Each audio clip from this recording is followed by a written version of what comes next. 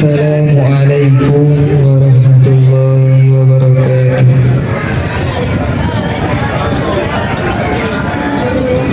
Ada yang muat, ada yang ngobrol, ada yang ngantuk. Ulangi lagi dong. Assalamualaikum warahmatullahi wabarakatuh.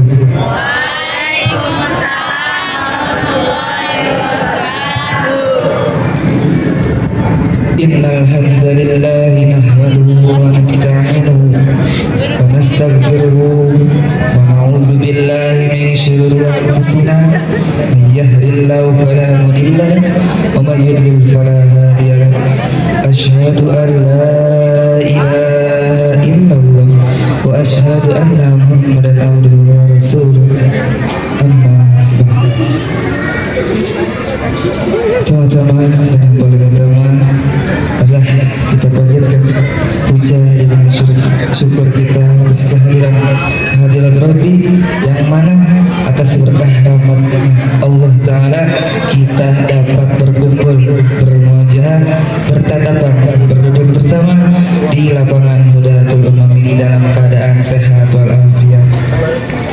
Salawat bertakaikan salam marilah kita haturkan kepada junjungan kita Nabi besar Muhammad sallallahu alaihi wasallam. Yang saya hormati kepala sekolah Madrasah Aliyah Al-Istiqomah Bapak Haji Ahmad Dimyati. Yang saya hormati para dewan guru yang hadir pada pagi hari ini, yang tidak dapat saya sebutkan satu persatu, namun insya Allah tidak akan mengulangi rasa hormat dan takdim saya kepada beliau. Dan yang saya hormati kepada teman-teman semua yang menyempatkan waktunya untuk duduk bersama di lapangan ini. Semoga apapun dari niatnya, dari rumah ke sekolah atau dari kobong ke sekolah, bersungguh-sungguh dalam belajarnya. Dan saya meminta sedikit waktunya ya, marilah kita doakan kepada guru kita semua, yaitu Abah Haji Ujang Mutahudin yang tadi malam sempat diinfus jam 1 malam dibawa ke klinik, namun tadi subuh sudah kembali lagi ke rumah. Ya, mari kita doakan bersama-sama semoga beliau disehatkan kembali rohaninya, jasmaninya, dipanjangkan umurnya serta diangkat penyakitnya oleh Gusti Allah Subhanahu wa taala. Hadirin yang kuliatul sholihan, berakatul Ummul Quran, Al-Fatihah.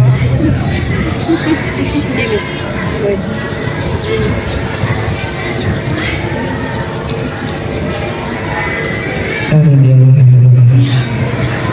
Alhamdulillah ya, semoga Abah Haji dan Mutahudin cepat kembali sehat walafiat. Baiklah, pada pagi hari ini, pada kesempatan ini, saya berkenan berdiri di hadapan teman-teman semua, ingin menyampaikan sedikit tentang niat. Ya, tentang niat. Niat dalam kehidupan kita tidak dapat dipungkiri bahwa setiap hari itu kita sadari pasti kita mengandung niat. Contoh ini, tadi kita berangkat sekolah, pasti kita pagi-pagi udah lihat jam, baru jam 6 nih, pas udah jam setengah 7, bentar lagi masuk.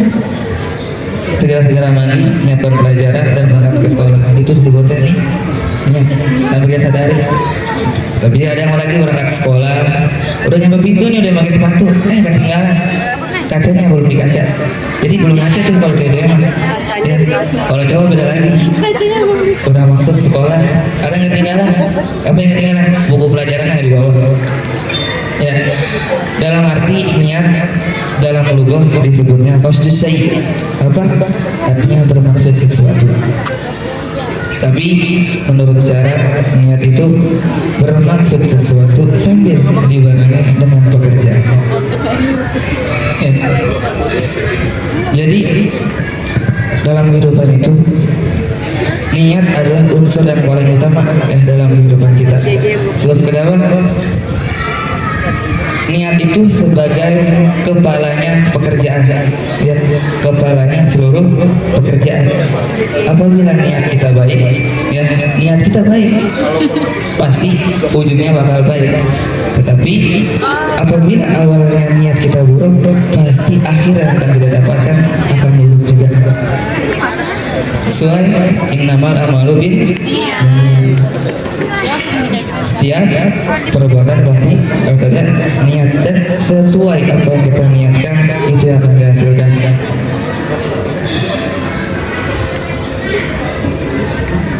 Dan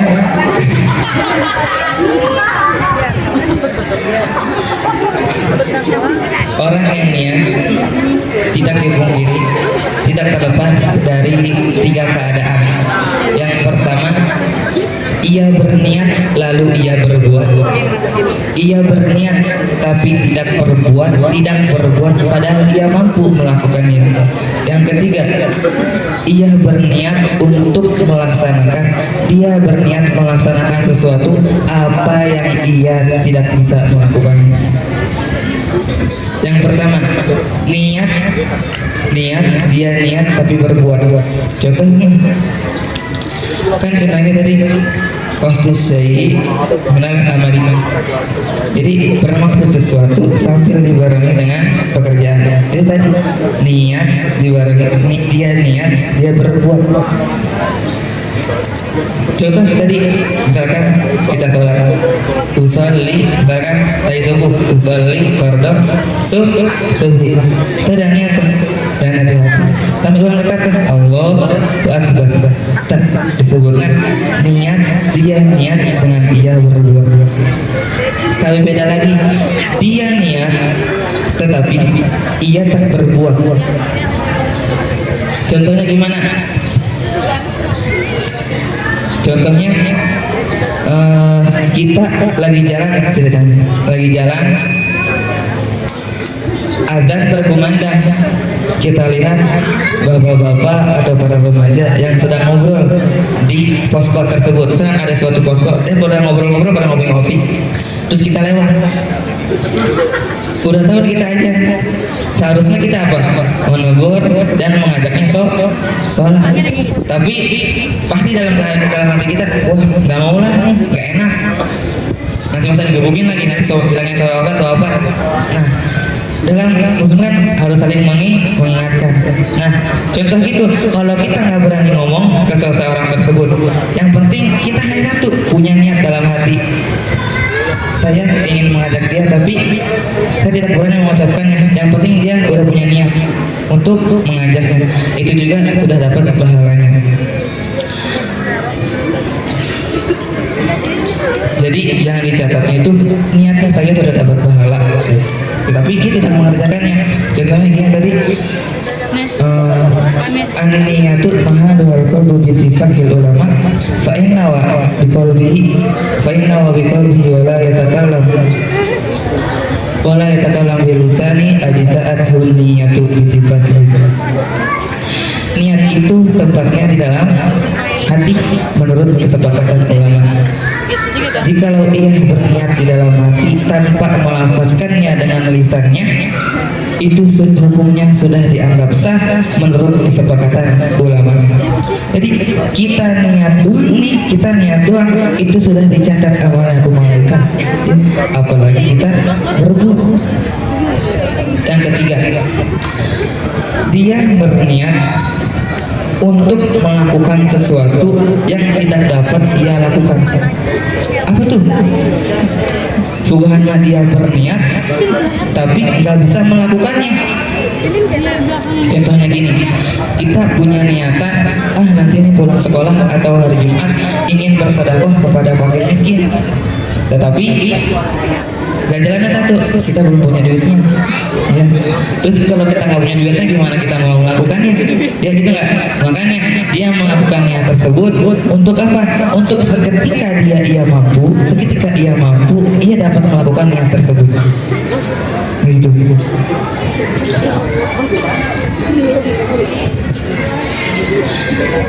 Tadi di antara tiga tadi, niat dengan berbuat, dia niat dan berbuat. Yang kedua, dia niat tapi tidak mau melakukannya. Yang ketiga, dia niat melakukan, dia niat melaksanakan sesuatu tetapi ia tidak mau melakukannya. Saya tanya, mana yang lebih baik di antara tiga tersebut? Hah? Ada yang tahu? Ayo jawab.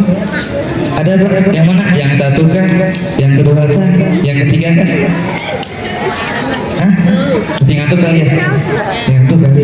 Jadi yang paling utama itu yang pertama, dia berniat dan juga ia berbuat. Contoh lagi nih, misalkan nih Mang Agus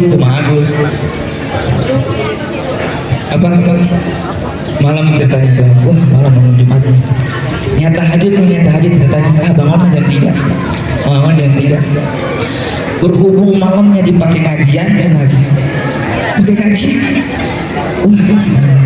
tanggung amat yang bilang, setelah sekedap tidur tuh dia, bangun jam 6. Kira-kira tadi tahajudnya dapat apa enggak? Hah? Dapat apa enggak? Enggak. Namun tapi niat Mang Daus sudah berniat tadi untuk melakukan sholat tahajud di jam 3, tapi ia tidak melakukannya. Itu pun juga sudah dicatat ku malaikat, sebab an-niyatul mu'mini khairun min amalihi. Niatnya seorang mukmin lebih baik daripada pekerjaannya. Katanya, niat seorang mukmin katanya lebih baik daripada pekerjaannya. Ya udahlah, saya mah dari sekarang saya niatnya aja, saya nggak mau melakukannya. Jangan gitu. Kita niatnya saja sudah dibuat, sudah dicatat ke malaikat, apalagi kita sambil dibarengi dengan pekerjaan apa yang kita sudah niatkan. Jadi begitu. Terkadang kita nih sudah niat, pernah mengalami nggak? Kita sudah niat, sudah bertekad seperti ini, seperti begitu, tetapi ada yang menggugurkan niat tersebut dengan karena sebab omongan temen lah, dengan sebab faktor keluarga kan, faktor masyarakat kan, ada yang seperti itu. Jadi kita sudah niat, sudah bulan-bulan, tetapi kita cerita kepada teman kita, terus diomong, jadi gugur niat kita.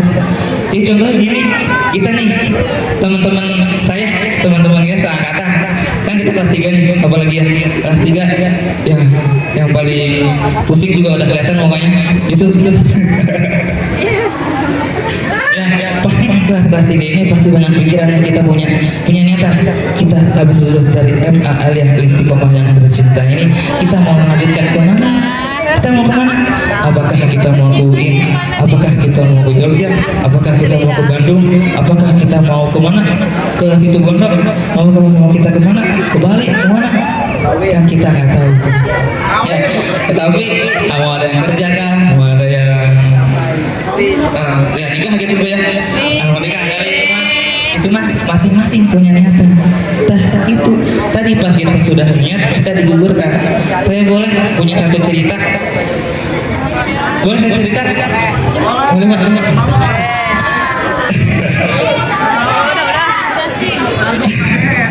Saya kalau ada yang cerita suka ada yang melotot di depan lagi. Ya, jadi di dalam kitab Nasuhul Ibad diceritakan ada seorang anak dan seorang bapak. Ada seorang anak dan bapak, letaknya di Jazirah Mesir, ya, Jazirah Mesir sana. Ini, jadi anak tersebut punya niatan. Jadi punya niat ya, tapi sekali ya berniat, ya selalu gimana sih?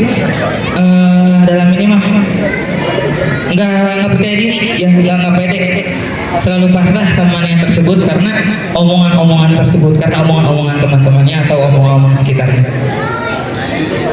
Kata bapaknya gini, nah sekarang sekarang kamu ikut bapak ke pasar. Kenapa tuh? Orang anaknya katanya juga nggak pede, nggak apa, setiap punya niat nggak pede, tapi kok malah ajak ke pasar, emang mau ajak belanja pak? Bukan itu nah. Udah, sekarang ikut bapak ke pasar, bawa keledai kita ke sana. Singkatnya tuh, singkat cerita, dibawa tuh keledai dengan anaknya dan sama bapaknya dituntun. Sudah sampai pintu pasar, kan pasar di arah timur mah gitu ya, saling hadapan ini ya. Jadi ini jalan tengah pasar ini gitu ya. Sudah nyampe pintu pasar, bapaknya berpesan, nah apapun yang terjadi, apapun setelahnya yang kita jalani, jangan berkomentar, jangan ditanggepin, cukup diam dan jalan. Itu pesan bapaknya. Oke? Tadi kan dia bertiga, bapaknya, seorang keledai dan seorang anak ya. Udah tuh, udah siap semuanya. Baiklah, habis itu ayo nak jalan. Dituntun tak tuh. Itu keledai kan kita bawa udah. Enggak dibawa, cuma dituntun. Anaknya nonton keledai, bapaknya nonton keledai.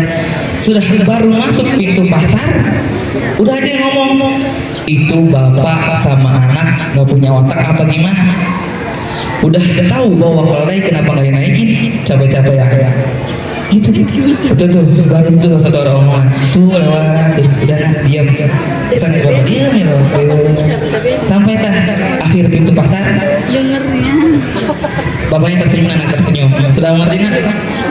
Masih belum pak? Baik. Sekarang gini. Kamu yang naik keledai, bapak yang nuntun. Balik lagi tuh dari akhir pintu pasar, masuk lagi ke pasar. Tuh aman di dalam mah, aman. Awal-awal mana aman. Tapi pas di pertengahan, itu anak yang nggak punya adab. Masa bapaknya disuruh nuntun keledai, sedangkan anaknya enak-enakan duduk di atas keledai. Kasihan aja emang sama bapaknya udah tua. Lewat, senyum sambil tersenyum dua-duanya. Lewat. Sudah selesai kalau pintu pasar. Bapaknya bertanya lagi, nah apakah sudah mengerti? Belum pak. Sudah tuh, bapaknya anaknya turun dan bapaknya sekarang kamu turun dan bapak naik ke atas keledai. Udah berarti itu masuk lagi ke pasar. Pulang pagi nggak boleh balik, cuma mau jalan-jalan doang, jalan-jalan.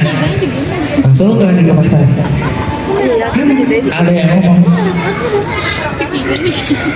itu bapak-bapak udah tua juga, masa anaknya yang masih kecil, masa disuruh nonton bapaknya yang naik keledai, alaman amat bapaknya. Itu lewat, nggak diomong apa-apa, cuma cukup didengarkan dan diperhatikan saja. Lu sebagai ujung udah begitu pasar, tanya lagi, nah ada mengerti belum pak? Masih belum pak. Udah gini, kamu naik, bapak naik ya, kamu naik, bapak naik. Atau kasihan kalau kecil, berhubung bapaknya ya mungkin enteng kali ya. Lalu tuh naik, bapaknya dengan anak di atas keledai, lewat masuk lagi ke dalam pasar. Udah tetep aja lagi, namanya juga orang ya pasti aja komen ya, ngomong lagi, itu anaknya, itu bapak sama anak belum amat, itu keledai kecil tapi dinaikin dua-duanya, gimana nggak mati itu keledai nanti. Aduh, lewat. Udah langsung. Udah keluar, udah. Nah, ada mengerti belum? Belum. Aduh. Jadi gini. Ya Pak, kalau saya udah ngerti gitu ya. Jadi gini. Setiap apapun yang kita lakukan, setiap apapun yang kita kerjakan, pasti ada saja yang mengomentari. Dan pasti setiap apa yang kita lakukan pasti di mata seseorang salah ya. Padahal seseorang itu yang tadi di pasar nggak tahu niat bapak dan anak itu tersebut apa ya. Padahal mah cuma mau jalan-jalan doang, bukan nggak bermaksud saya capek lah, saya mau naik keledai dengan inilah, nggak ada bermaksud apa-apa, cuma hanya ingin maksud lewat menuju pasar gitu. Jadi nak, setiap kamu berniat, setiap kamu bertujuan, udah apa yang kamu niatkan, apa yang kamu mengerjakan, udah lakukan. Jangan pikirkan apakah omongan seseorang. Sebab kenapa? Baik dan buruknya kita yang menentukan. Sebab apa? Ya kita udah gede tuh, nggak mungkin kita yang kayak Jian tuh kan dituntut-tuntut untuk baik atau buruknya. Dan itu pasti harus dituntut. Ya kali kalau kita nih seumur-umuran gini nih, kita udah punya niatan, udah punya tekad. Nanti lulus mau begini, mau kesini, mau kesono, mau kerja atau mau apa, tapi kita dengar sesuatu ya orang yang ngomong, kita jadi gugur, jadi turun lagi. Nggak usah gitu. Kita yang punya niatan, kita yang akan melakukan, kita akan yang merasakan di kedepannya nanti. Tuh, kita lah yang serius. Ya mungkin ada yang orang mungkin orang tua tuh ya saja yang disuruh orang tua gitu. Ya orang tua kan untuk apa nggak salah dong, orang tua tuh berniat ingin menjadikan anaknya yang baik. Ya jadi tugas orang tua tuh hanya mengarahkan. Selebihnya yang mengajar, yang mengerjakanlah kita. Toh nanti kita yang melakukannya, entah pekerjaan ataupun pembelajaran kuliah.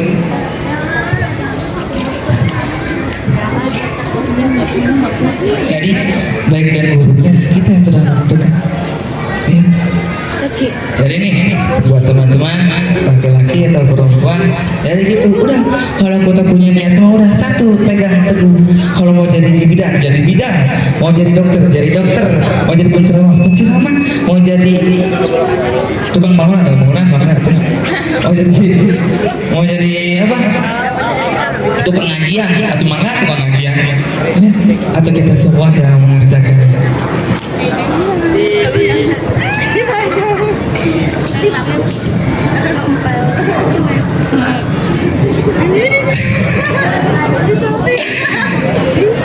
Tadi ada yang bisik-bisik, saya turun-turun itu mah kodenya. Ya. Ya, kembali lagi. Niat bukan berarti hanya mengucapkan nawaitu, saya berniat saja. Bukan. Niat itu sangat berhubungan dengan ajab. Apa itu aja? Kekuatan dan dorongan hatinya seseorang. Karena kenapa? Karena hati yang kuat, karena niat yang kuat, saya yakin akan mengubah hidupnya seseorang, akan mengubah hidup seluruh seseorang.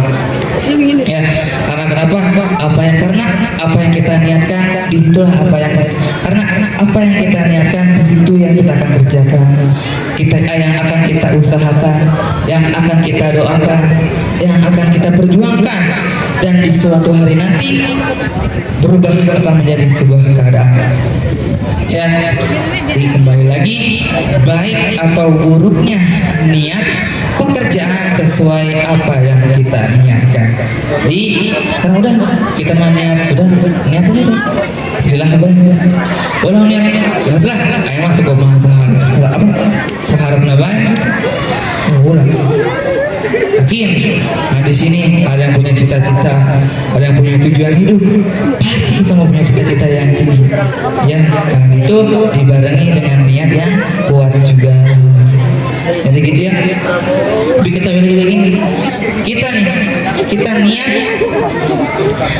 niat itu sudah, kita niat untuk berbuat baik itu sudah dicatat ke malaikat. Ini maksud. Nih. Kita berniat baik. Jadi dengan berniat baik itu kita akan membuka hati kita, membuka diri kita menuju pintu yang lebih baik. Dan jauh lagi nih. Kalau kita nih berniat baik terus membuka pintu hati kita yang baik untuk melakukan yang baik lagi nih, Allah akan membukakan 70 pintu kebaikan, taufiknya Allah itu. Tetapi kalau kita berniat buruk, udah berarti melangkahkan kerjaan kita yang buruk, Allah akan membukakan 70 pintu. Sama kan? Berniat baik 70 pintu, tidak kan 70 pintu, tapi beda. Niat yang jelek mah akan dibukakan 70 pintu kehinaan. Ya, kehinaan. Sekarang mah dan kita niat baik saya sudah dicatat ke malaikat. Bagaimana kita mengerjakannya? Waktu double, ya sudah dapat pahala kita niat. Kita kerjain atau double pahalanya, bonus bahasanya. Tapi kalau kita niat buruk nih, tetapi kita tidak jadi melakukannya, itu kita akan dicatat dosa oleh Allah Subhanahu wa taala. Jadi gitu pesan saya kepada teman-teman semua, yakinlah dengan niat kalian, tanamkanlah dalam hati kalian niat yang baik, ya, letakkanlah niat yang baik. Dan khususnya kepada teman-teman seangkatan seperjuangan semua, semangat dalam mengerjakan dan mengejar nanti cita-cita ke depannya untuk melanjutkan kemana dan kemana. Dan kita juga punten ibu, bapak-bapak, kita seangkatan nih memohon, kalau kita niat saja mah, kita melakukan saja mah kayaknya kurang abdul. Kita butuh namanya doa dan berkah kepada guru-guru, bapak-bapak sekalian. Ya, jadi hari ini saya mengundurkan diri apabila saya salah penyampaian dalam tutur kata, dalam ucapan. Saya mohon dibukakan pintu sebesar-besarnya, ya karena juga ya sama-sama aja kita mah ya, kita bukan berniat apa-apa, hanya kata saya yang mengingatkan saja. Ya, akhirul kalam, wabillahi taufiq wal hidayah. Assalamualaikum warahmatullahi wabarakatuh.